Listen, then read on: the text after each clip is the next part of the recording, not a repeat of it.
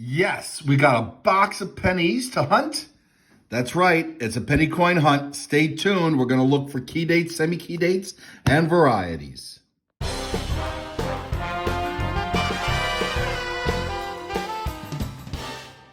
Hey collectors, thanks for watching. I'm the collector of coins. And as I said in the intro, we got a box of pennies. We picked this up recently from my bank. We are going to be looking for key dates, semi-key dates, varieties, and specifically we're looking for wheat pennies. Those are pennies minted from 1909. It's when the first Lincoln penny was minted. At least that's the year that the first penny was minted for the Lincoln series. All the way through 1958. That's the last year that the wheat-backed pennies were made. All right. Please take this moment to subscribe to my channel if you're not yet a subscriber. I have a lot of visitors who watch my videos, which I really appreciate, and I love the support. Turn on notifications as well. Give me a thumbs up, and I'm going to open this up, and I'll bring you in to see the enders. And here we go. We got a box of circulated pennies, and I tell you, there's a lot of coppery-looking coins, so hopefully this is a good hunt. We've had a lot of success recently with Lincoln pennies, and if you'd seen the last hunt that I did, we pulled a lot of uncirculated copper pennies, and they were memorial cents, which is this design on the reverse. Let's see if we can do the same with wheat pennies. I'm going to get started with this roll, and I'll bring you in as soon as we find a wheat penny or something else that's interesting to look at. All righty, stay tuned. All right, and we're on the board quickly, coming out of roll one. A 1964 from Canada, so this has got Queen Elizabeth Younghead. I know I had this in my album, but it's still a find. And we got a 1958 wheat penny. Really strange coloration on it. Looks like it might have been dipped or cleaned at one point. But it's a wheat penny find, and we'll take it. And we're on to the next roll. We're into roll 3, and just FYI, we found another Canadian coming out of roll 2. But I brought you in on this one because we found a wheat penny when we fanned this out. 1941. Also discolored. This one also looks like it might have been cleaned. I don't care. We'll take it anyway. Roll 5. We have two finds back to back, a wheat penny and a Canadian cent. Pull them out. Here's the wheat penny. 1950. And wow, we have a Queen Elizabeth Younghead in really great shape. Still with original luster. 1964. Wow, but what a great looking 1964 cent. Possibly about uncirculated, maybe extremely fine. I'm not very well versed in Canadian coinage in terms of how to determine grade, but it's a find along with a wheat penny. Tucked towards the back of that same roll, another Queen Elizabeth Younghead, this one from 1960. And continuing on that same roll, we got a very early but damaged Canadian cent with King George, 1942. Now, you know, recently we had a penny hunt that yielded a lot of Canadian cents, over 50. And I got this box roughly at the same time as I picked up that one, as well as the same time I picked up the box that had a lot of uncirculated memorial copper cents from the late 50s, early 60s. Wonder what this box is going to yield, but we're beginning to see signs of Canadian penny dump. But you know what? Couple wheat pennies as well, so hard to tell. Hey collectors, we're into roll 7, and we're looking at this 1995 Philadelphia, looking for the double die variety, double die obverse variety, and instead, look at this die crack. That's intense, all along the profile of the nose.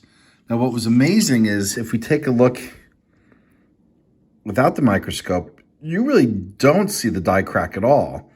You can kind of make it out now that we know that it exists. You can kind of see a little bit of it here, but again, underneath the microscope, wow, that is a rather big die crack here. I don't believe that is damage after minting. I believe that's mint damage right there. All right, well, we'll pull this aside. I think this is pretty cool, and we'll keep searching. Well, we found, sorry about that, we found a really old wheat penny in roll 13. very worn. 19,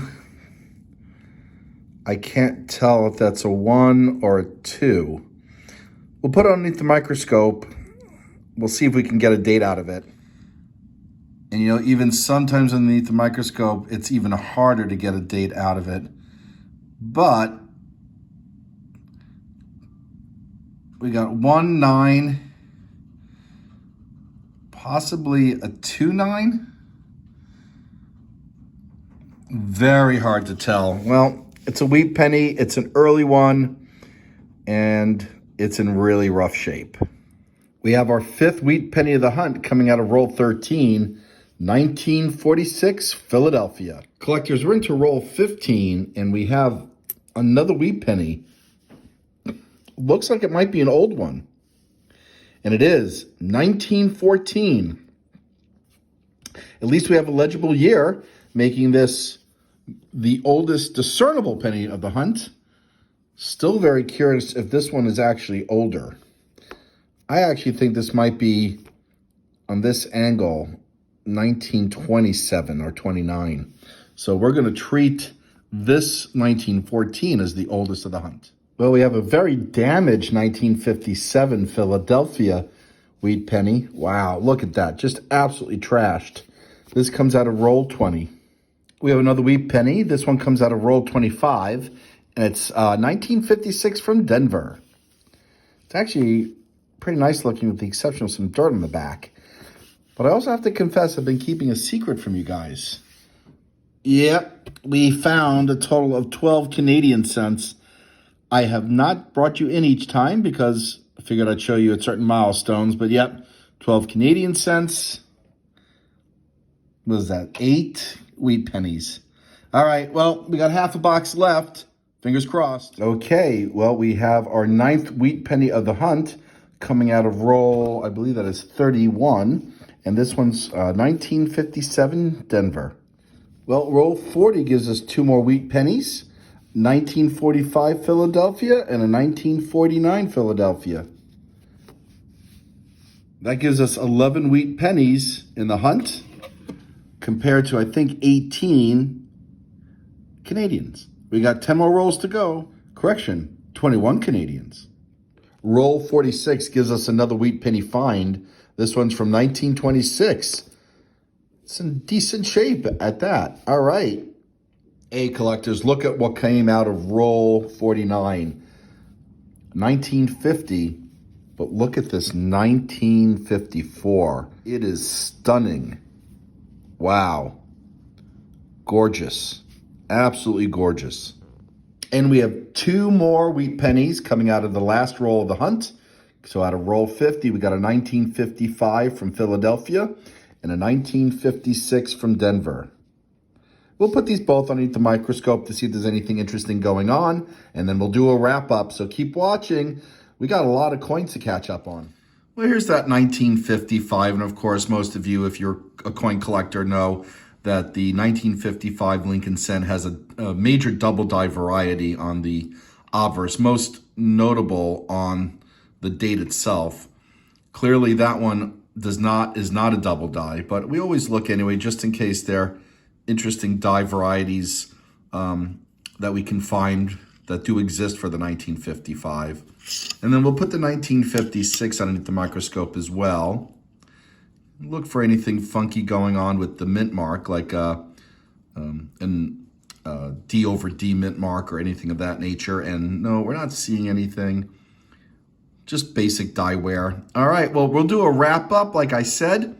Hang on. Well, here we go. We found 26 Canadian cents during this hunt. We are going to check my Canadian penny albums to see if we have any album fillers. Hope we do. And then here are all the wheat pennies. I already flipped up and I put aside what I would consider the nicest of the hunt, which is this 1954 with still original mint luster. Probably if sent in for grading would get a red-brown designation because it's not fully red. At least I don't think it is. Pretty close, though. And then, of course, we have these really old ones here, 1914 and a 19-something, too worn. But I think we have a total of 14 wheat cents And then let's pull these over. You know, I flipped up this 2009 because I thought it was pretty nice looking. And then the die crack, which we can only really see underneath the microscope that we found earlier going through the W, E, and we. All right, let's grab some albums and see if we can fill some gaps. And we have an album filler. We found a 2005 P minted Canadian cent. All right, we'll put it into the album. And, you know, I also have a 2006 and 2010, which it's not the P. I don't know how to tell the difference. I'm going to have to look this up between the steel and the zinc for both these 2 years. So maybe it's by weight. I'll look it up, but I'll do that afterwards because I just want to thank you for watching my video. If you're not a subscriber, since you've gotten this far, hoping that you will consider subscribing. And we'll close by saying happy collecting.